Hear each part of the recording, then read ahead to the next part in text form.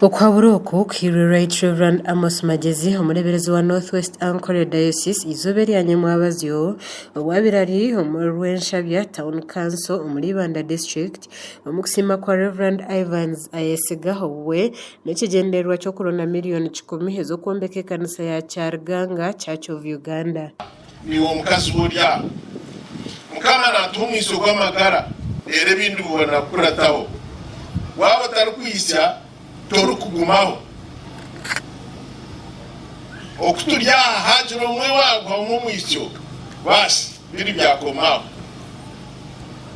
yayiretaha konkano bamwiha mwene kikumanyisa omwisyo gw'amagara okuruhanga kutereza n'ikintu kikuru munonga. Bishop Omukushaboku ashabira abantu okuhereza abazire b'abekitiinisa babone kugira emigisha mu nsi egi. Ngano watabazire naninyenda kubashaba ngwabina abazire mbahereze ekitiinisa abo kuba ekiragiro kigira ngu tiina so na nyoko obone kumara ebiro bingi omu nsi y'Omukama rukha abantu bingi babuzire kuhangara abo kutatiina abazire babo. We Reverend Ivans ayesiga obire n'asiima ashoborire okwatireho Okusiima n'ekigendererwa ky'okutunga miliyoni 10 ez'okwombeka ekkanisa. Tuguheyo Bishop Okaburenjiri yankwataho nati ninkigendera tuguheyo abo kubatima mwantorine ninye nabatorine nkabataho kwane byana kandi biri kugumaho tuguheyo kuza kwombeka ekkanisa ya Ruhanga.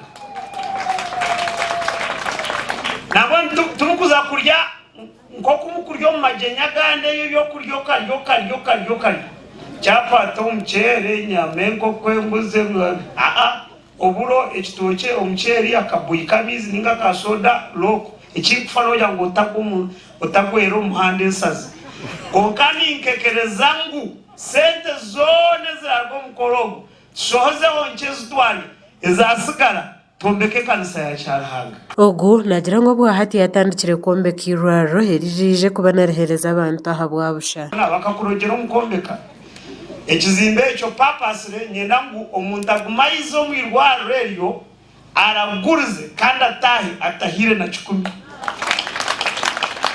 Mweno obwo budikono bwanje nakara yongereho bundi bwabo busororwa mwenu nyenda ngo kukira munonga okubura engiri yo kuleta andar Kristo na charity works nchonyerecheriro myaka indamare n'engoro. Gasha kwa Ruth n'isibo muri Ibanda aha wa West.